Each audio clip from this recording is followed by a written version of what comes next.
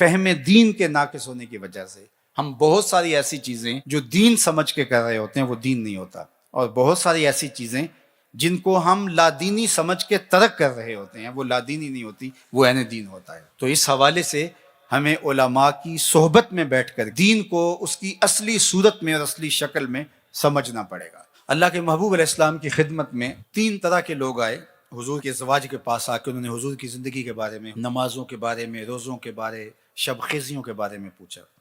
تو ازواج مطہرات نے بیان کیا، انہوں نے کہا حضور علیہ السلام کے تصدق سے تو حضور کی امت کے اگلے پچھلے گناہوں کو معاف کر دیا گیا ہے، تو ہم تو اس درجے پہ نہیں پہنچ سکتے۔ لہٰذا ایک نے کہا کہ میں ساری رات عبادت کروں گا، سوؤں گا نہیں، اور ایک نے کہا کہ میں ہمیشہ روزہ رکھوں گا، اور ایک نے کہا کہ میں کبھی بھی شادی نہیں کروں گا، نکاح نہیں کروں گا اور تجرد کی زندگی گزاروں گا۔ جب وہ فیصلہ کر کے نکلے اور اللہ کے محبوب تک بات پہنچی تو حضور نے ان کو بلایا اور فرمایا کہ تمہاری یہ باتیں مجھے پہنچی ہیں، لیکن سنو، اما واللہ انی لاخشاکم للہ واتقاکم لہ، فرمایا کہ میں تم سے زیادہ اللہ سے ڈرنے والا ہوں اور میرے دل میں تقوی کا نور تم سے کہیں زیادہ ہے۔ لیکنی اصوم و افطر و اصلی و ارقد، لیکن میں روزہ بھی رکھتا ہوں اور افطار بھی کرتا ہوں، نماز بھی پڑھتا ہوں اور رات کو آرام بھی کرتا ہوں۔ واتزوج النساء، عورتوں کے ساتھ میں نے نکاح بھی کر رکھے۔ فمن راغب عن سنتی فلیس منی، جس نے میری سنت سے اعراض کیا اس کا میرے ساتھ کوئی تعلق نہیں ہے۔ یہ حضور نے تب ارشاد فرمایا۔ تو اب بعض اوقات ہم بعض معاملات کے اندر اس طرح حد سے تجاوز کر جاتے ہیں کہ وہ شریعت کی نفی ہو رہی ہوتی ہے۔ تو اللہ کے محبوب علیہ السلام کی اگر یہ حدیث ہمیں ملحوظ رہے تو ہم خود بھی اعتدال کے راستے سے نہیں اتریں گے، اور ایسا شخص جو اعتدال کے راستے سے اترا ہوا ہمارے نزدیک وہ معتبر اللہ کا ولی بھی نہیں ہوگا۔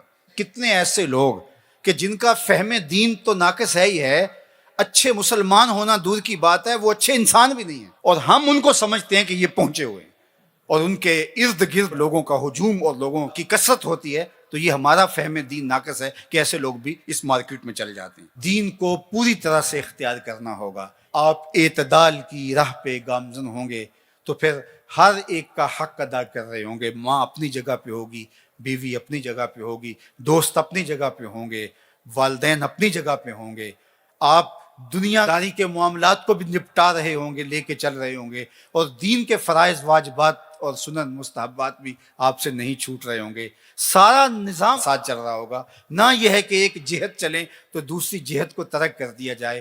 اپنی زندگی کو 2 رویا لے کر کے چلو گے، حسنات دنیا بھی تمہیں نصیب ہوں گی اور حسنات آخرت بھی تمہاری جھولی میں ڈال دی جائیں گی۔ تو دین کامل، اکمل اور مکمل نظام کا نام ہے۔